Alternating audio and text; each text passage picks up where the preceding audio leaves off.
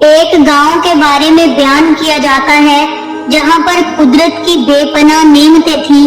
اللہ پاک نے وہاں کے لوگوں کو مالا مال کیا ہوا تھا۔ ایسی نعمتیں جن نعمتوں کو دیکھ کر انسان اکثر مغرور ہو جایا کرتا ہے۔ وہاں پر مسلمانوں کی تعداد بہت کم تھی، اور سب سے بڑی اور بری بات یہ تھی کہ وہاں کے تمام لوگ کافر تھے۔ کفار اپنی دولت پر فخر کیا کرتے تھے، کیونکہ ان میں سے ہر انسان بہت دولت مند تھا اور کسی کے پاس پیسوں کی کوئی کمی نہیں تھی۔ وہاں کے سردار کی اکلوتی بیٹی تھی جس کو سردار بے پناہ پیار کیا کرتا تھا۔ سردار کی بیٹی بہت زیادہ گھمنڈی اور ظالم تھی۔ وہاں پر غریب لوگ صرف مسلمان تھے، تمام کافر ایک دوسرے کی مدد کرتے تھے، لیکن مسلمانوں کی مدد کرنے والا کوئی نہیں تھا۔ سردار کی بیٹی کو کالے جادو میں خوب مہارت حاصل تھی، اور جادو کی وجہ سے وہ وہاں پر رہنے والے غریبوں پر بہت ظلم کیا کرتی تھی۔ تمام مسلمان اس سے بہت زیادہ پریشان تھے۔ وہ لوگوں کو غلام بناتی، مزدور بناتی، اور اگر ان میں سے کوئی اس کی بات نہ مانتا تو ان کو قیدی بنا کر اپنے اشاروں پر نچایا کرتی تھی۔ اس بستی میں اکا دکا مسلمان تھے جن کا کوئی بھی حال نہیں پوچھتا تھا۔ جب اس ظالم لڑکی کا ظلم حد سے بڑھ گیا تو مسلمانوں میں سے ایک بوڑھے شخص نے اللہ کے حضور گڑ گڑا کر دعائیں کی، یا اللہ، ہماری چند نسلیں جو یہاں پر بچی ہیں ان کو تو بچا لے۔ اس سردار کی بیٹی نے ہمارا جینا دشوار کر دیا ہے۔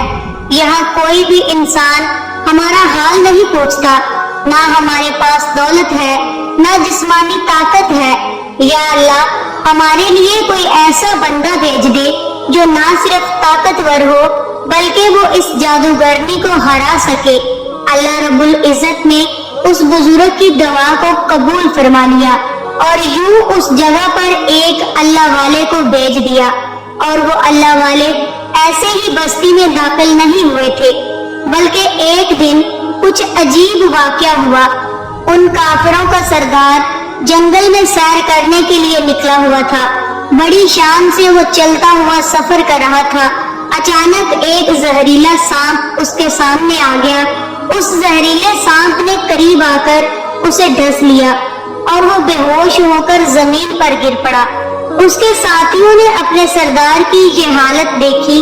وہ فوراً اسے اٹھا کر گھر لے آئے تاکہ اسے بچانے کے لیے کچھ کیا جا سکے۔ اس لڑکی نے اپنے باپ کی جب یہ حالت دیکھی تو اس نے آس پاس کے بڑے بڑے حکیموں کو بلایا، لیکن عجیب بات یہ تھی کہ لاکھ کوششوں کے باوجود بھی وہ زہر کو نکالنے میں ناکام رہے، اور زہر تیزی کے ساتھ اس کے جسم میں پھیلتا چلا جا رہا تھا۔ لیکن اسی وقت وہاں ایک درویش کی آمد ہوئی۔ انہیں تو اللہ پاک نے اسی مقصد کے لیے ہی بھیجا تھا۔ اس بزرگ نے سردار کے گھر کے پاس آ کر دروازے کو کھٹکھٹایا۔ نوکروں نے پوچھا، تم کون ہو؟ تمہیں کس سے ملنا ہے؟ اس اللہ والے نے کہا، یہاں کے سردار کو سانپ نے ڈس لیا ہے۔ نوکر کہنے لگے، تمہیں کیسے پتا کہ انہیں سانپ نے کاٹ لیا ہے؟ ہم نے تمہیں پہلے کبھی نہیں دیکھا۔ اس نے کہا، میں مسافر ہوں اور مجھے خبر ملی ہے کہ یہاں کے سردار کو ایک زہریلے سانپ نے ڈس لیا ہے اور کوئی بھی ان کا علاج نہیں کر سکا۔ نوکروں نے پوچھا، تم کون ہو؟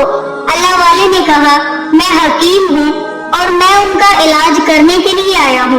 وہ نوکر اللہ والے کی حالت کو دیکھ کر ہنسنے لگے، کیونکہ آپ نے پھٹے پرانے کپڑے پہن رکھے تھے اور دیکھنے میں بھی بہت غریب معلوم ہو رہے تھے۔ وہ نوکر کہنے لگے، تم اتنے بڑے سردار کا علاج کرو گے؟ یہاں آس پاس کے بڑے بڑے حکیم بلائے گئے، ہمارے سردار کے پاس پیسوں کی بھی کوئی کمی نہیں ہے، اور تم جیسے غریب سے وہ بھلا اپنا علاج کیوں کروائیں گے؟ درویش نے کہا، اگر تم چاہتے ہو کہ تمہارے سردار کی جان بچ جائے تو پھر مجھے اندر آنے دو۔ وہ غلام کہنے لگے، ٹھیک ہے، ہم اندر سے اجازت لے کر آتے ہیں۔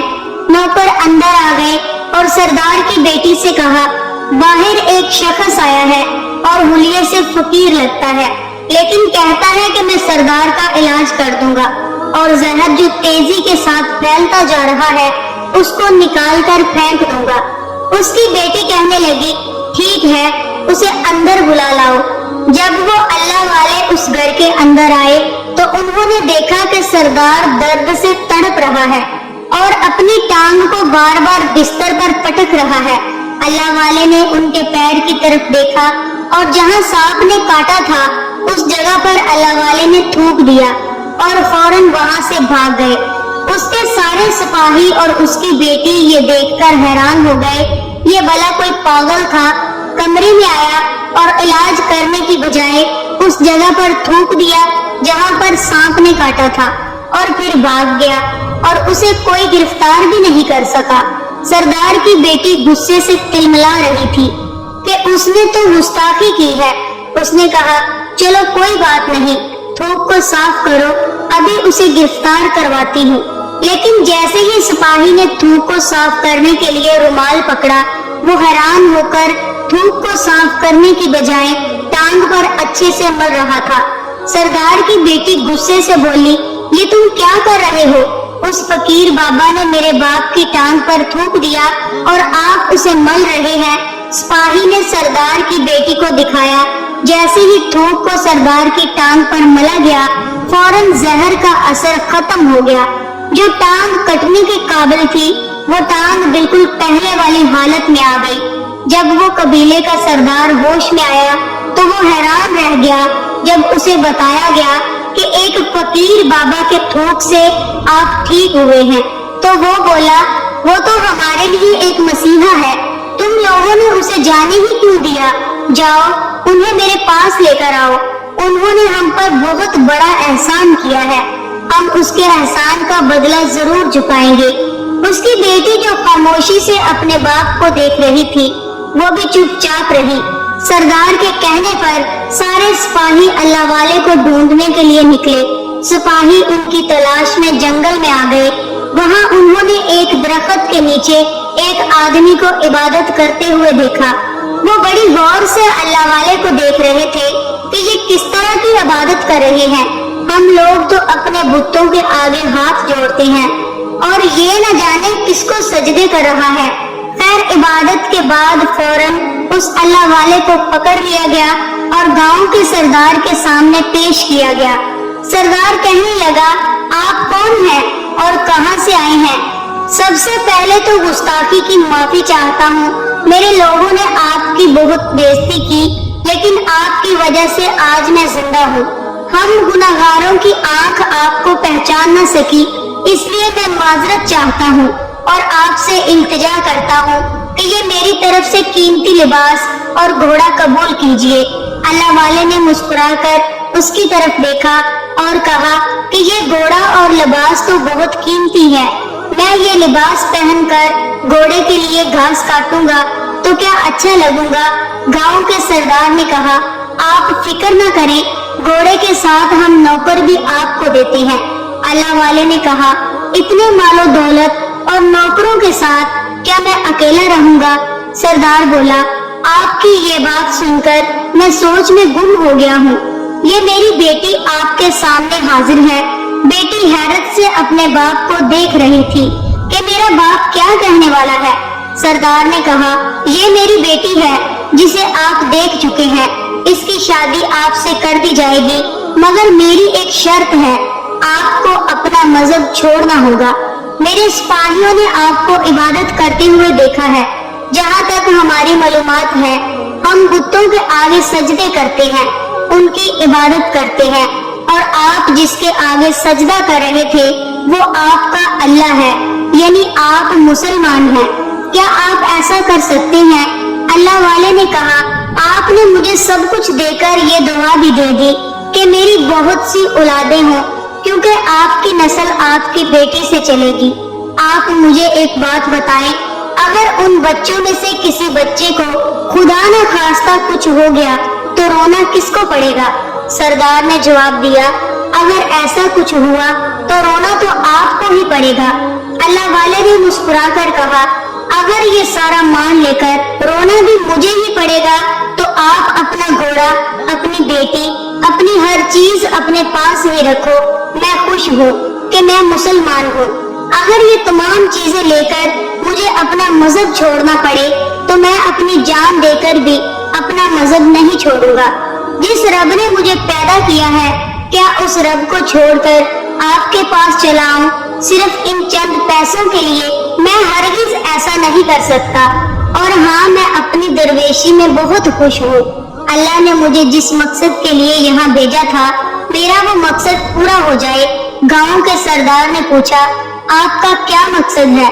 اللہ والے نے کہا، یہاں کے مسلمانوں پر بہت ظلم ہو رہا ہے، بس اللہ کی مدد سے انہی کے لیے یہاں آیا ہوں۔ یہ کہہ کر وہ اللہ والے جانے لگے تو سردار نے درویش کو رکنے کے لیے کہا اور بولا، میں نے مال دے کر تمہیں آزمایا، تم کو ہر طرح سے پرکھ لیا، لیکن تم اپنے مذہب کو چھوڑنے پر راضی نہ ہوئے۔ کیا تم جانتے نہیں کہ ہم کتنے طاقتور ہیں؟ ہماری بیٹی اپنے عمل میں اتنی ماہر ہے کہ تمہیں یہاں کھڑے کھڑے جنگلی جانور بنا سکتی ہے۔ اللہ والے نے کہا، اس نے جانور کمزور لوگوں کو بنایا ہے، یہ مجھے جانور بنا کر دکھائے۔